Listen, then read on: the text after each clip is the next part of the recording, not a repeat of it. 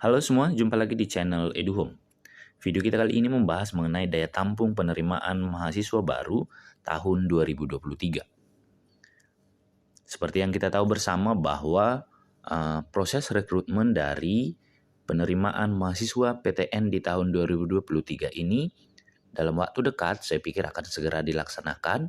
Tahap pertama nanti dimulai dari proses pengisian data-data oleh sekolah maupun oleh siswa di website dari yang disediakan oleh kementerian.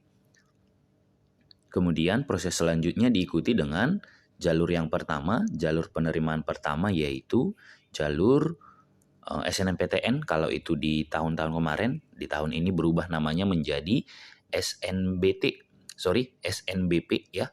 Kemudian setelah SNBP itu selesai, nanti akan dilanjut dengan SNBT dan jalur mandiri. Ada beberapa hal yang perlu kita tahu ya dalam rekrutmen kali ini. Yang pertama nanti kita lihat di sini adalah daya tampung untuk setiap PTN, setiap universitas, di mana di Indonesia PTN itu dibagi menjadi dua, yaitu PTN yang berbadan hukum dan non badan hukum. Yang pertama kita lihat dulu di sini untuk PTN yang berbadan hukum itu di Indonesia ada sekitar 16 sekarang ya. Jadi yang pertama itu ada ITB, kemudian diikuti oleh UGM, Institut Pertanian Bogor, UI, UPI, kemudian USU di Medan, kemudian Universitas Erlangga di Surabaya, Unpad di Bandung, Undip di Semarang, Unhas di Makassar, kemudian ada juga Institut Teknologi 10 November di Surabaya.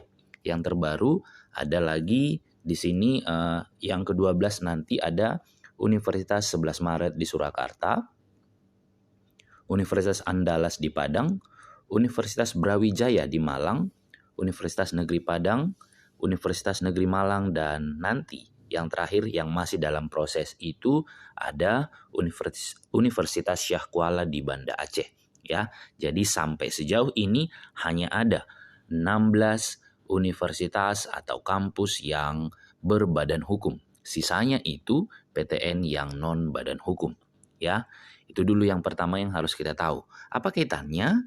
Yang pertama di sini adalah bahwa untuk SNBP ya, seleksi nasional berdasarkan prestasi, daya tampung tiap prodi di PTN-nya itu paling sedikit 20%. Ya, jadi apakah bisa 30%? Bisa. Ya, tergantung nanti kuota yang disediakan oleh PTN itu sendiri. Tetapi paling sedikit dia hanya boleh 20%. Tidak boleh kurang dari 20%. Begitu kira-kira. Ya. Kemudian tahap yang berikut nanti untuk seleksinya adalah SNBT, Seleksi Nasional Berdasarkan Tes. Nah, untuk SNBT itu sendiri, untuk PTN yang berbadan hukum nanti dia paling sedikit 30% kuotanya, dan untuk PTN yang non badan hukum paling sedikit 40%. Jadi ada perbedaan antara yang PTN berbadan hukum dan yang non badan hukum ya. Kemudian nanti yang berikut kita lihat di sini untuk yang jalur mandiri ya. PTN yang berbadan hukum itu paling banyak 50% dan PTN yang non badan hukum paling banyak itu sekitar 30%. Begitu ya. Jadi nanti dalam hal ini untuk PTN yang berbadan hukum, untuk jalur mandiri kuotanya saya pikir di sini sangat-sangat banyak, disediakan paling banyak 50%. Apakah memang bisa kurang dari 50%? Tentu bisa. Misalnya jalur mandirinya itu diperkecil menjadi misalnya 40%, kemudian SNBT-nya jadi 40%, itu tidak ada masalah. Itu sekali lagi itu tergantung dari PTN itu sendiri ya. Apakah memang kuotanya nanti diperbanyak di SNBT atau malah nanti yang diperbanyak justru di jalur mandirinya. Intinya ya, kuotanya itu atau daya tampungnya itu seperti yang sudah diedarkan oleh kementerian berdasarkan suratnya itu, untuk SNBP maksimal 20%, SNBT paling sedikit 30%, dan jalur mandiri paling banyak 50% untuk yang PTN berbadan hukum.